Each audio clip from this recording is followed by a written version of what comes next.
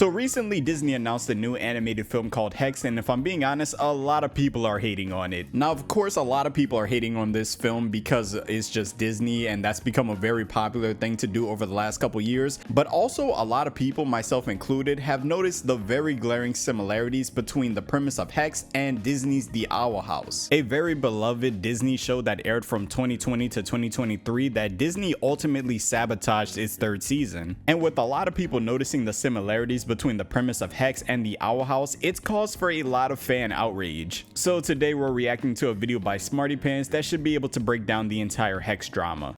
Just recently, we got the news from D23 about the upcoming slate of Disney movies, with a particular emphasis on the big animation studios. This has actually got me rather excited, as there was a big empty void lingering at the end of next year that I was eager to learn more about. Of course, they did end up announcing that next year, November the 25th, 2026 to be specific, we would see the release of the Disney animated original film called Hexed. I will admit, I was a little bit shocked at this announcement. After all, Disney has well and truly been in the mud when it comes to original films for the last little while. The 2010s, which... And I don't understand why. Like, when I used to think about like the best original animated movies, it was always Disney. Like, it was always DreamWorks was up there. DreamWorks was definitely up there because they had Shrek, they had How to Train Your Dragon, they had what's the third, Kung Fu Panda. I always loved the Kung Fu Panda movies, but like just in terms of quality, like Pixar, Disney, like I don't know why they can't just make good original animated film. I feel like they can. Like even the people who say they don't like Luca and Turning Red was a good one. I like Turning Red. I thought that was good. A lot of people said they didn't like the art style, but I thought Turning Red was good. I didn't see Luca, but a lot of people said Luca was a really good film. So I feel like they can. It's just like something about their art style and like just the packaging of their movies. I feel like they aren't good at anymore. We now know as the Disney Revival Era is by far the most successful era in the history of the company when it comes down to their bottom line. There were multiple big franchises established, multiple billions grossed at the box. And that's what I'm saying, bro. Like they were going on a like Tangle, Zootopia, Frozen. Like I don't understand why they're in this rut right now. Like I feel like they can make good animated films. Office, and then all that and more likely made on merch and experiences surrounding these new franchises. It felt like the gravy train would keep on rolling forevermore, but of course that wasn't the case. Probably should have seen it coming though, shouldn't we? It's always been that way for Disney. They have their golden age, then a slump. They'd claw back a couple of times again, and then slump back down with some duds. The Disney Renaissance kicked off in 1989 and burned very brightly for a couple of years, before it peaked with The Lion King and then began to taper off quite a lot. I know that people always say that the era lasted the whole decade of the 90s, but if you look at the numbers, they really do decline rather hard. Never to the level of the past, but it was a different era than before, and things had changed forever. Regardless, the numbers weren't what they were, and the budgets kept climbing higher. Then they had a very... I think another problem is too, there's also this stigma that like Disney bad, like, you know what I mean? Like, especially in this political climate, a lot of people just will not support Disney no matter what they do. If they could come out with the best film, they could come out with the animated film of the year, a lot of people just will not watch it because it's Disney and they do not like Disney. Very long transitional period in the 2000s as they made their way back to the top for the Revival Era. That era lasted longer than most, but of course, nothing lasts forever. COVID ended up coming along and we never got to see how Raya and the Last Dragon would do. I suspect it would have done decently because the studio still had that Revival Era hype surrounding it, but then after pandemic restrictions began to lift and the audiences were able to come back to the cinemas, things just weren't the same. Encanto did have a shorter release window than normal in the cinema. Yeah, that's what I'm saying. Like, even but Encanto went... Did Encanto get a film release? I could have swore... I think they did get a theatrical release, but I remember it really blew up when it got on Disney Plus, because that's when everybody started watching it, and you started to see songs like We Don't Talk About Bruno that was trending all over TikTok. But I remember when it might not have done well in theaters, I can't recall, but when it got on streaming, bro, Encanto was like one of the biggest films of the year. But in the month it was out, it didn't get quite the numbers that Disney was hoping for. Still, it wasn't a complete disaster because it was very popular on Disney+, so there was that. But then the studio hit those harder times. Strange World was just a weird choice of film. Disney often tries to make sci-fi films and very rarely do they succeed. More often than not, they'll bomb at the box office and then be quietly forgotten about. That's what happened with Strange World. I swear nobody talks about this movie ever. Even just to talk about what a financial failure it was. I'm pretty sure if you crunch the numbers, it might be the studio's biggest bomb ever released. Didn't even gross $100 million and was believed to have lost the studio almost $200 million. Ouch. The pain didn't stop there though, as the next year the studio celebrated its 100th birthday. A massive event, right? Obviously, they want to have some success with it. Not just for the money side of things, but also simply for the prestige. Of course they didn't, and Wish was a huge flop too. Perhaps not as bad as Strange World, but it still lost the studio over $100 million. The Jennifer Lee creative era was not doing too hot. Moana 2 was quickly transformed from a Disney Plus original TV show into a fully fledged sequel film, and it proved to be just what the doctor ordered for the studio, bringing in over $1 billion at the box office for the first time in 5 years. Hell, it was the first time the studio had crossed $300 million in 5 years. It hadn't been a good time. Oh, that's gonna leave a mark. Because of all of this, I really expected them to de-emphasize original content for the time being and just go hard on the sequels. We did start to see that to some degree, with Zootopia 2 announced and coming later this year. Frozen 3 is meant to come. I think their biggest film of the last 5 years was, correct me if I'm wrong, it's Inside Out 2, right? Because I remember when that film came out, like, it was doing crazy numbers. Like, even the people who are really anti-Disney, I remember they were making videos on it and they were like, yeah, it's a really good movie, y'all should go see it. And, you know, a lot of that is, it was a really good movie, but it was also the nostalgia factor. And I think because the first movie was so successful, having I think Inside Out 2 is one of the very few sequel films where I'm like, I think I might like this film more than I like the original. And I think it's because the concept of Inside Out really went around. When the first film came out, I was obviously way younger. So I wasn't as young as Riley was, but I was like, younger than what I am now. And it resonated to where I was at growing up. And to watch the second movie, it's like, yeah, it resonated even more. And I think that's why the Inside Out films are so good, because it resonate with, depending on where you are in life, the films will resonate with you. Like, you'll resonate more with the first film, or you'll resonate more with the second film. But the second film was like one of the best films I watched. I think it came out last year or the year before that. I think it came out in 2024. But I think it was one of the best films of 2024. Come out in November of 2027, and then there's also a fourth film in the works. So I suppose I was just a bit surprised to see a film like this being announced at all. That being said though, whilst I am a bit dubious as to whether it's going to do well, not due to quality, but simply because original content isn't doing crash hot in this current era, I have nothing bad to say about it at all. After all, we hardly know anything, and it would be ridiculous to somehow get whipped up into a frenzy simply from this extremely limited amount of information. Disappointingly, but perhaps not surprisingly, a vocal portion of the internet has whipped itself up into a frenzy from this limited information to complain about any little thing they can.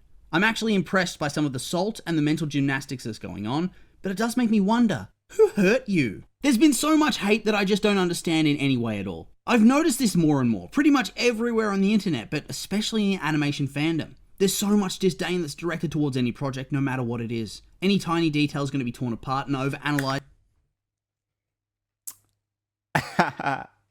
Bro, I remember somebody made a video about this, and they were like, if Avatar came out in the current day, a lot of people would not support it, and they would think.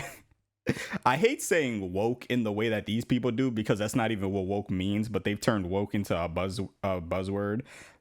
Dude, they saw that the new Avatar, she has her leg amputated, and that she's a girl, and she's like a brown skinned Asian girl, and they're like, oh, the woke, the Avatar, which is so crazy. It's so crazy, because if you literally watch the original Avatar: The Last Airbender, they would call it woke in today's standards. Toph is literally one of the best benders. She's a prodigy, right? She's a prodigy earthbender, the greatest earthbender in the entire franchise.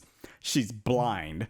She's literally blind, and she's like an 11-year-old girl. If that came out today, people would be like, oh my God, woke, woke, woke. But if you ask any Avatar fan how they feel about Toph, they'll say Toph is one of the greatest characters in the entire franchise. So when I saw people complaining about this new Avatar, and they're like, oh my God, why does she only have one leg? Why is she a little girl? Why is she so dark? Which is crazy, because I think this is just like promotional art, because in a lot of promotional art, Korra is the same color. Like, Korra's around the same skin color. So I don't understand why that's a problem. And also, number two, it's like, bro, y'all weren't saying anything when the blind girl was running around beating up grown men. But now y'all got a problem with this? Like, that's insane. to the nth degree. It comes to the point where it comes across as somewhat insane and delusional, doesn't it? I made a video talking about this a little while ago, that the hate is becoming demented at points, and some of the things they say read like weird fan fiction. A lot of people do hate for no reason though, and like that's the tricky thing about consuming media online, because a lot of content that does really well is negative. That's why like on my other channel, I tend to just talk about, like, unless I'm making like constructive criticism videos like how I did with like Has Been Hotel or Hell of a Boss, I try to just talk about things that I actually like I make videos on regular show because I like regular show. Even like the stuff that I don't like when I make videos about Mordecai, or like I talk about like how I don't like Margaret and things like that, I still like the show as a whole. It's just like I'm just talking about the aspects that I don't like. But like when I'm doing like reviews on Arcane, or if I'm doing like reviews on, I remember when Fairly Odd Parents: A New Wish came out, that show was receiving so much hate before it even released, and I'm like bro, I genuinely wasn't even the biggest Fairly Odd Parents fan growing up, but I was like, bro, I'm going to watch that show and I'm going to see if it's good, because y'all are not going to make me believe that it's the worst thing ever just because it has a black main character. Like that one dude made that stupid video where he was like Fairly Odd Parents: A New Wish is a terrible show because they race swapped Timmy Turner. He never watched the show, because there's no way you could watch the show and think that Hazel was a race swap character. That's why, but I'm saying, like, with a lot of my videos, I try to talk about things that I actually like, because if you notice, there's a lot of these guys that are like, you know, review guys or whatever, and all of their channel is just being negative. It's just talking about stuff that they don't like. And it's like, bro, how is every single video you calling out somebody, you talking about something you don't like? Like, what do you like? Like, what are you actually interested in? Because a lot of these guys, if they actually talked about stuff they're interested in, they get no views. They don't get any type of good they can't make any good critical videos with any real analysis, because they don't like anything. They're literally just building up an audience off of hate, and that's become like the online culture when it comes to like a lot of films. Like, Disney deserves hate in many regards. Like when it comes to Elio, I didn't watch Elio, but from all the information I was seeing, or when it wasn't performing well, they were saying that like Disney was like I think he was supposed to be openly gay, like he was supposed to be an openly gay character, and Disney was like, no, let's not do that. And the creator was like, well, if we don't have him like that, then a lot of the elements in the movie won't make sense. And they were like, yeah, nah, but we can't show that. And I'm like, stuff like that is stupid to me, because it's like, we have successful stuff with like LGBT stuff, with like diversity, with like things like that. Like Arcane's was one of the biggest shows airing on at the time. You got Caden Vi, you got like one of the most diverse casts. As long as you produce a good product, like I know Disney's got like this whole family friendly thing, but like as long as you can produce a good product, like nobody's caring about all that. The problem is they don't be producing good products. So it's easy for people to say, oh, Disney's bad, this is that, and people will do these hate waves, and like it's become normalized. But at the same time, it's like, has Disney put out a lot of bad products? Yes. But at the same time, it's like, just because they put out a lot of bad products doesn't mean that everything they put out will be bad. And you shouldn't automatically hate on it just because you're like, oh, yeah, that's the popular opinion. It's the popular thing to hate on Disney. Because, like, that's kind of lame. Rather than reality. Don't get me wrong though, if we know more about the project, I might be more willing to accept the disdain from the internet. If we had stills and trailers and whatnot, but we don't. The information we have is extremely limited. We barely know a single thing about it, and we probably aren't going to learn more for a fairly long amount of time. I swear we only really started hearing much at all about Zootopia 2 this year, and that's going to be releasing in November. That's just how it is in the current climate. They're going to sit on things for a long time. So just for reference now, this is everything we know about the film. We know that the film is going to be called Hexed, and it's going to be releasing in the November slot next year. That's a big position, so they're seemingly hoping it's going to do big numbers. The two directors helming the project are Josie Trinidad and Jason Hand. Trinidad's worked at Disney for a long time in a creative capacity, and debuted as a director with Zootopia Plus, which I thought was extremely good. Meanwhile, Hand was a co-director for Moana 2, which I know cops a lot of hate, but I thought it was pretty good. It wasn't perfect, but it certainly is. That's the funny thing too. Like, I didn't see Moana 2 just because like I wasn't that interested in it. I haven't been that interested in a lot of Disney projects, but from the people that I saw that went the people who I saw give reviews on it, they basically said that like the film wasn't bad. Like I was expecting it to be bad because they were like it was originally supposed to be a TV show and then they chopped it up to make it like a movie. So I thought it was going to be bad, but they were like, no, it's actually pretty good. They weren't saying it was like a A-tier film or that it was like the greatest film of the year, but they were just like, yeah, it's a pretty good watch. It's not as good as the original, but you know, it's pretty good, which I thought was interesting. I thought it was kind of cool. Isn't as bad as some people would try to make you believe either. Here is the little plot synopsis we learned from the announcement. Disney's Hexed is an all-new original... Okay. Now this is where I get the point that he's getting about like this thing getting overly hated, but this is where objectively I'm just like, okay, you got to understand where some people are getting hate from, right? So the plot of Hex is basically you got an awkward teenage boy who lives with his mom, right? And they discover what makes him unusual might just be magical powers that will turn their lives and a secret world of magic upside down. Now, some people may say that that is just a very generic plot, which I agree to an extent. It is pretty generic. But other people, myself included, will say that that is quite literally the description of season 1 of The Owl House. And let's just look up The Owl House real quick, right? Let's just look up The Owl House, right? So The Owl House, right? So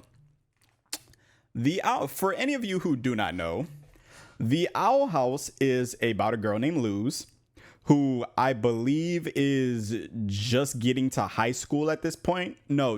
Okay, so it's the summer before she gets to high school, if I remember correctly. Yeah, because all this happens over summer. So Luz lives with her mom. Her whole thing, the whole concept is that Luz is a weirdo, right? So Luz doesn't fit in. She doesn't really have any friends. She lives with her mom. Her mom thinks something is wrong with her. Like her mom is like, okay, I love my kid. I want her to just live a normal, happy life. My kid's weird. And Luz acknowledges that she's weird, but she thinks it's cool that she's weird. And Luz kind of has this mindset that, hey, I may be weird, but I love what I love, you know? I love fantasy books. I love magic. I love witches. That's like her whole thing that she I forgot what the girl's called. I think it's called Aurora or Azora, but she reads these books called Azora the Witch or Aurora the Witch, whatever. And that's basically Luz's whole thing. Like Luz loves magic and she's a weirdo. She's an outcast. Like nobody wants to be her friend. She's just kind of weird, but she doesn't want to change. And the basic premise of like episode 1 of The Owl House is that Luz is going on it's summer break. So Luz's mom sends her is planning on sending her to this summer camp, and she wants to send her to this summer camp so that like she could basically like stop being weird. Like her mom has good intentions, right? Her mom just wants her to be able to fit in and have a good life. Like she's trying to look out for Luz. Like she loves her daughter. She's not like a bad mom or anything, but she wants to send Luz to this summer camp so that she can basically become normal.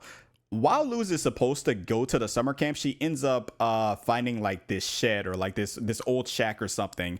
And from the old shack, she finds this door, and the door transports her to this magical world. And she ends up meeting this witch. She ends up meeting this witch called Ida, and Ida the Owl Lady. And you know, events happen, like serious stuff happens. But like in the basic premise by the end of the episode is that Luz loves the world that she's in because the magic exists, because witches exist, and she wants to learn how to be a witch. So she basically tells Ida, she's like, look, can you teach me how to be a witch? And if you teach me how to be a witch, I'll basically be your like servant or whatever. So Ida likes Luz, so she's like, yeah, you can be my apprentice. You can be my apprentice and all that. So basically the whole premise of the Owl House is that you have this weird girl who doesn't fit in on the human world. She, by luck, finds a way to get into this magical world. She becomes this witch's apprentice, and you know, story goes on. Now, some people, when they talked about how this plot is very, very similar to the plot of the Owl House, because a lot of Owl House fans from yesterday, today, and the day before yesterday, they were like, yo, this literally sounds exactly like the Owl House. A lot of people came and said, okay, well, you know, it's kind of a generic plot. What about Harry Potter? Like, somebody compared it to Harry Potter to me. They was like, isn't that the same plot of Harry Potter? To a degree, if you squint and close your eyes, I can see the similarities between the Owl House and Harry Potter.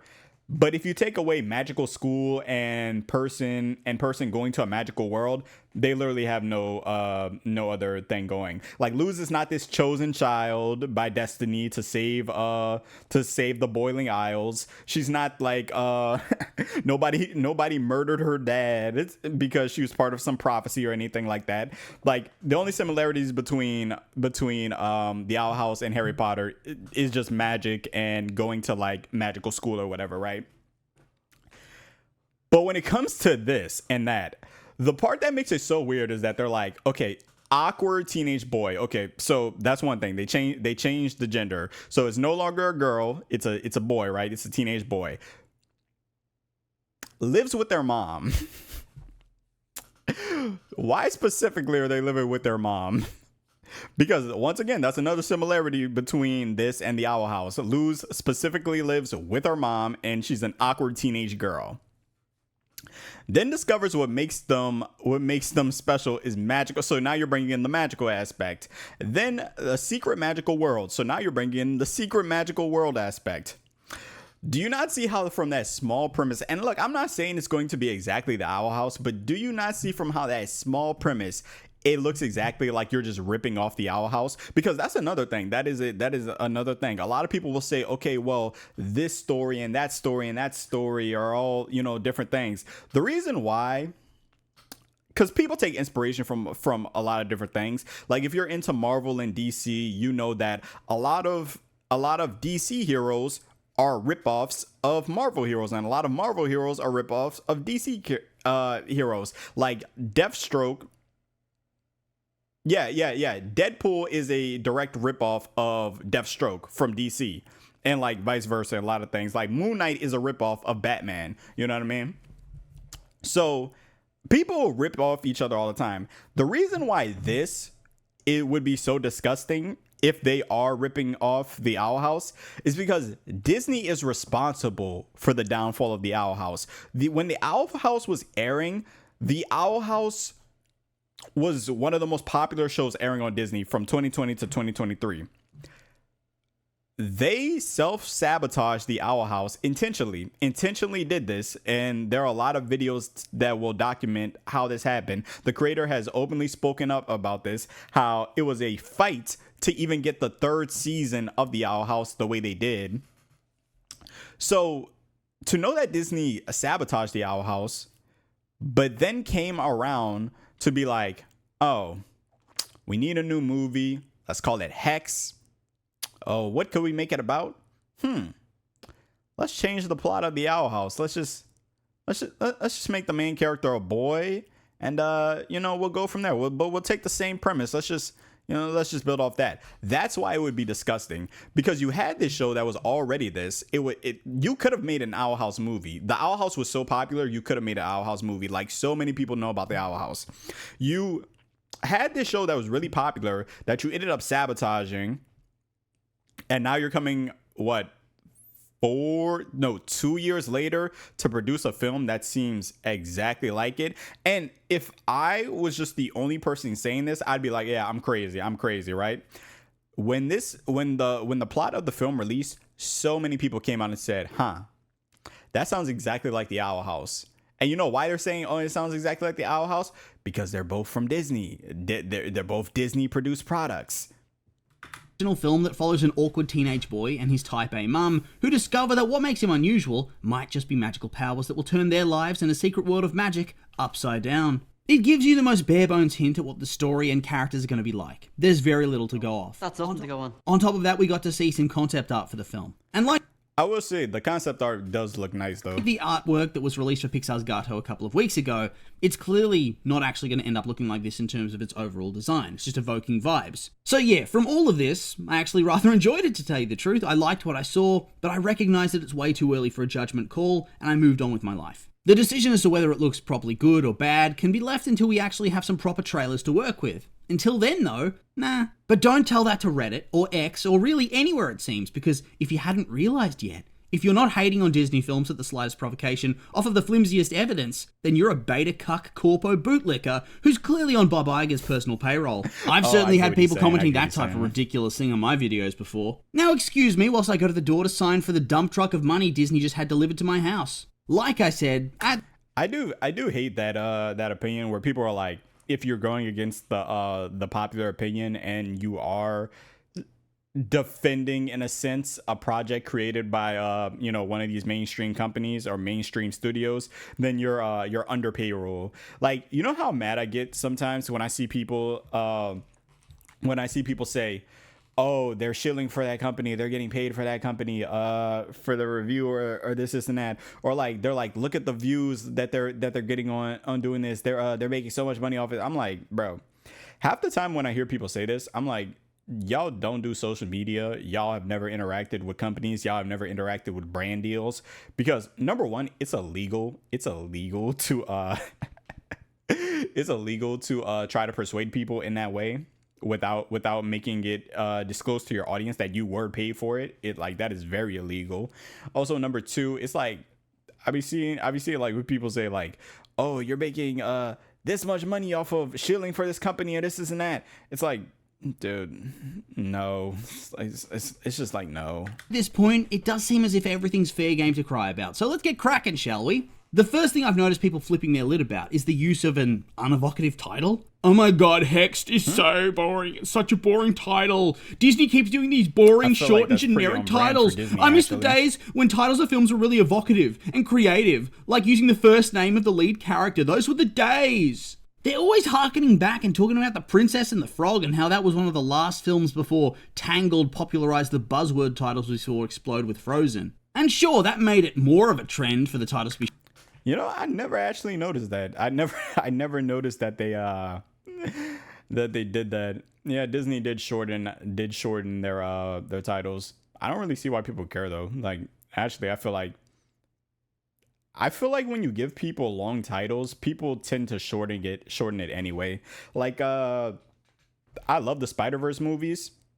Like I'm saying right now, I call them the Spider-Verse movies. Most people, when they refer to these films, they be like Spider-Verse 1, Spider-Verse 2, or like Spider-Verse 3. It is very rare that you hear people be like, when they talk about the first film, they say Into the Spider-Verse, then Across the Spider-Verse, or Beyond the Spider-Verse, unless they're specifically talking about the third movie because it hasn't come out yet.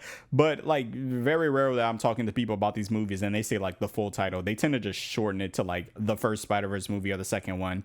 So I don't really understand why that's a big complaint. Short and punchy and thematic. Tangled, Frozen, Encanto, Wish, Hexed. But at the same time, who cares? It's not like these are the only things that are being put forward either. Raya and the Last Dragon. That does not fit that naming scheme. Neither did Strange World. Hell, the Revival had a bunch of creative titles as well. Wreck-It Ralph, Big Hero 6. They're really popular and successful films. Haven't heard of them? For me, the title complaint was the first critique I saw, and it's probably the saddest and most absurd. If this title unironically gets you heated, I honestly don't think you're mature enough to go and see a Disney film. Oh, but smarty pants, you're a cringy shill. Disney films are for all ages. Preschoolers go to see them. Yes, I know. Now chew on that for a little while. Next up, I saw a big complaint about how the film... Do they really? Because I feel like when you go see Disney films now, it's full of do parents still bring their kids? Yes.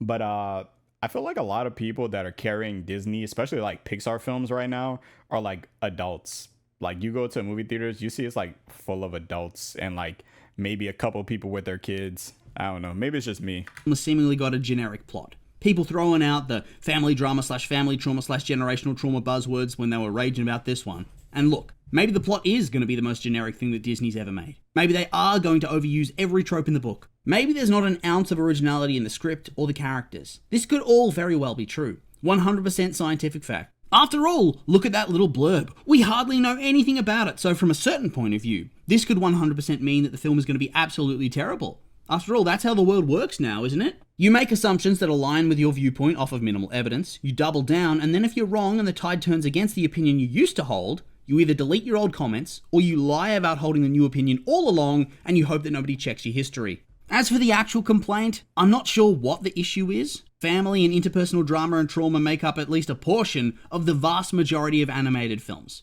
It doesn't always take complete center stage, but it's often there and plays a big role in how characters behave and what they do. Hell, I wouldn't be shocked if soon people are going to say, "Oh, the character dynamics are too similar to Elio, they're creatively bankrupt." Oh, well, one, Elio's in space. I don't even think enough people went saw Elio to even see that. But I will say, if the art style is similar to Elio, Disney ain't doing themselves any favors, because there will be people complaining about. I honestly, I don't really care too much about the what do they call it? Sam does art called it the bean mouth style, the bean mouth art style. Like, I don't really care too much about it. I don't really I haven't really noticed that much when watching a couple of these films. I think Turning Red was like the only one that I really watched, but like I thought Turning Red looked fine. But there are people who are like, especially with Elio, any film that Disney puts out going forward, especially if Pixar puts out a film and it has that art style, there will be a crowd of people just complaining about it regardless. So if I was Disney, I would just stop doing the style, because there will be people complaining. But if you don't care about that, hey. And this is magic. Keep up, kids, but holy shit. 2 films being made that feature a mother and her son learning to understand one another? Oh, shock, that's what horror, what a ripoff. Seriously though, what's the issue? It's one of the classic family dynamics, and films often explore them because the experience of having parents, and thus clashing with the parents, is rather universal. And yes, before you say anything, not everybody has parents, and some people didn't have shitty parents, but you know what I mean. Well, I think the argument would be that Disney did that trope so many times. It's like, how many more films can you make about it? Like, I understand if you do one like every 5 years, maybe. But, if we look at something like DreamWorks, DreamWorks did Shrek. They did How to Train Your Dragon. They did Kung Fu Panda. The premise of all of those movies are very different. And while there might be some elements that are similar, they're all very different films. And I feel like, Disney does have different films. They do have films that tackle different things. But I think a lot of people have this mindset where they don't really check out everything. They just check out what they check out. And when they notice the similarities between so many things, they're like, okay, well, Disney does all of this. And, maybe they aren't making these family trauma films as much as people are making it seems. But if people are still making the claim, then maybe you should cut back on it. It's just wild to me that this is such a visceral complaint off of such little story information. We've literally only had a blurb. I also saw a lot of comments talking about how they're ripping off Owl House, but obviously they're going to make it less gay, because clearly Disney's a bigot studio run by bigots that only bigots can enjoy. He said, obviously we're going to make it less gay. I'm weak. Bro, the Owl House is like, I don't know. I don't understand why that was such an issue with the Owl House. Like, dude, gay people exist. I don't really understand why. Like, I'll see people say, they're like, oh, I don't want that on my kids' television because I don't want my kids exposed to that. But I'm like, bro, they have gay kids. It's like, it's a thing. I don't really understand why. Well, I do understand why. It's just like the arguments never really make sense.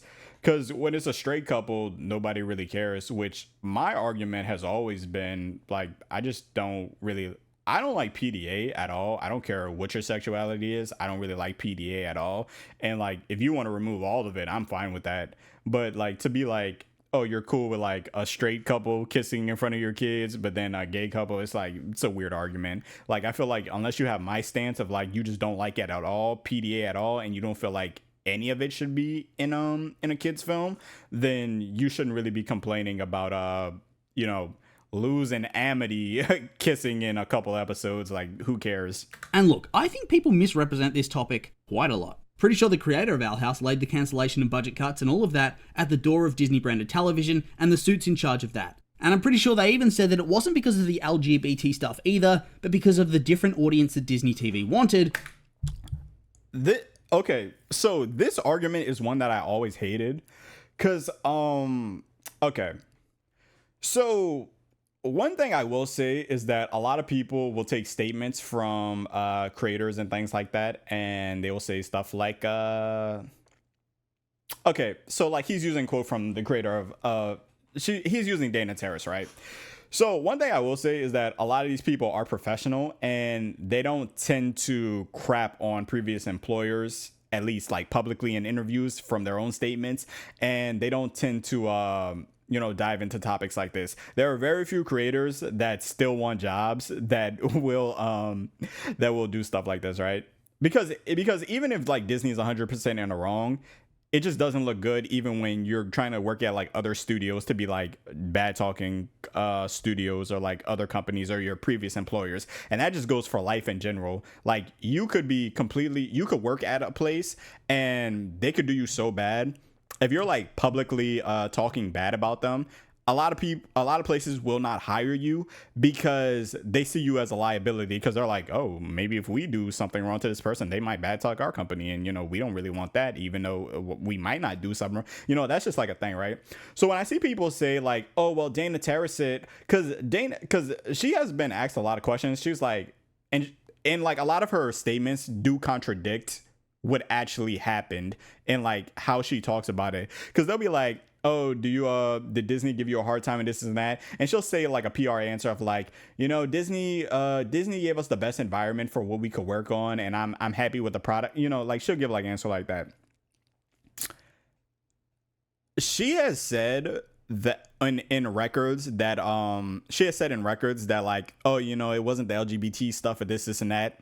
But then when you ask Disney and you're like, why did you cancel the Owl House? Because keep this in mind, Disney has came out since the cancellation of the Owl House, like the end of the third season. They have came out and said like, yeah, it was a mistake to cancel the Owl House. It was really popular. Like we should have kept it.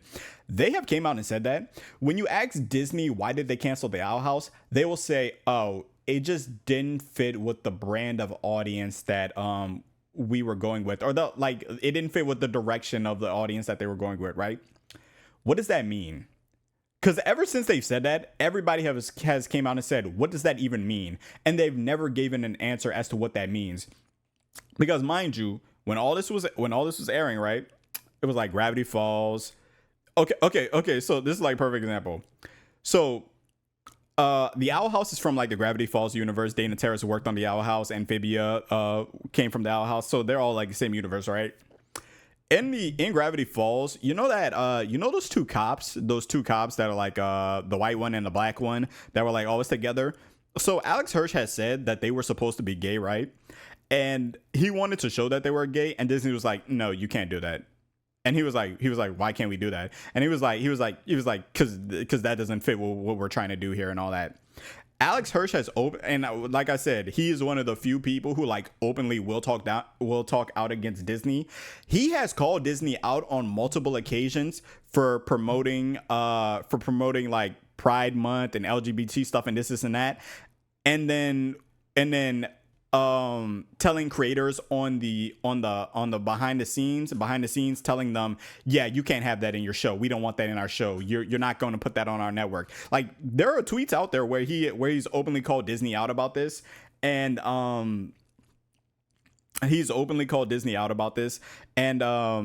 Disney has never like openly gave him a response or anything, obviously why. But when I see people say, oh, yeah, Dana Terrace herself has said that the LGBT stuff wasn't a problem, it's like, that doesn't make sense. That doesn't make sense that in every other situation, they're like, yeah, LGBT stuff is a problem. And then you have the Owl House, which is like one of the most openly LGBT shows airing on Disney at that time. And then, mind you, Gravity Falls didn't get canceled. Gravity Falls did not get canceled. They actually begged Alex Hirsch for another season.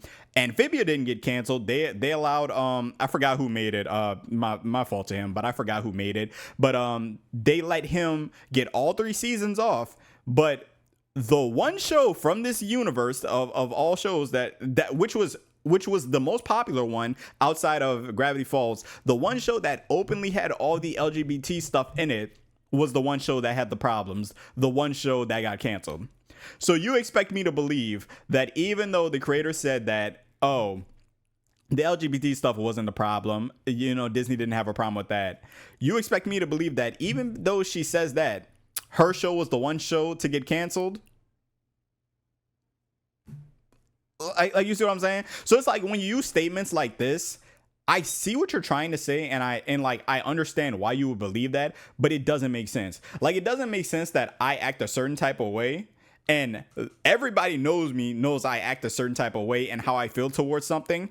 But when I'm in public, I'm like, yeah, I support this. I support this. But everybody on the back end knows I don't support it. And then the one person around me that is doing the thing that I don't support, I cut them off. I get rid of them.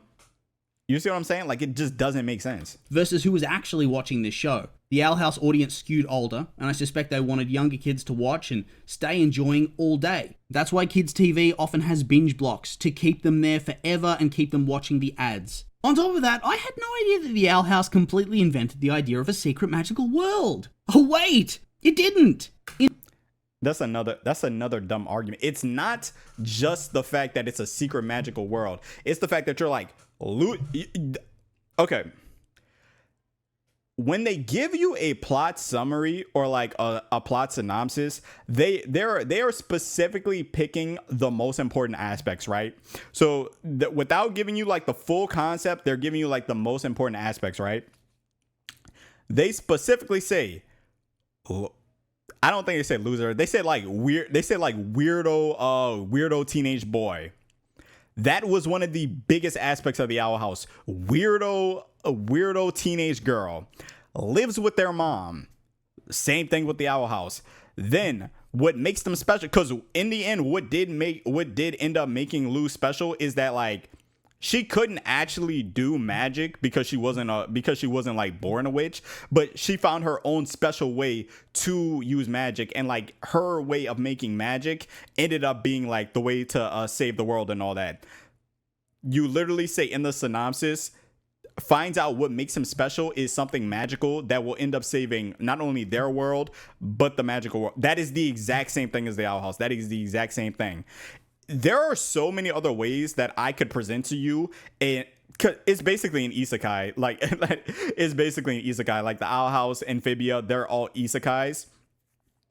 There are so many different ways that I could give you a isekai about someone with magic going to a magical world and then saving the magical world. There's so many ways I could give you that, and it wouldn't sound like the Owl House. It wouldn't sound like Hex. It would sound completely different. If I gave you the plot summary of Amphibia, which is a same isekai as the Owl House, they wouldn't even be similar at all. I would not go, Amphibia sounds just like the Owl House, because it's completely different.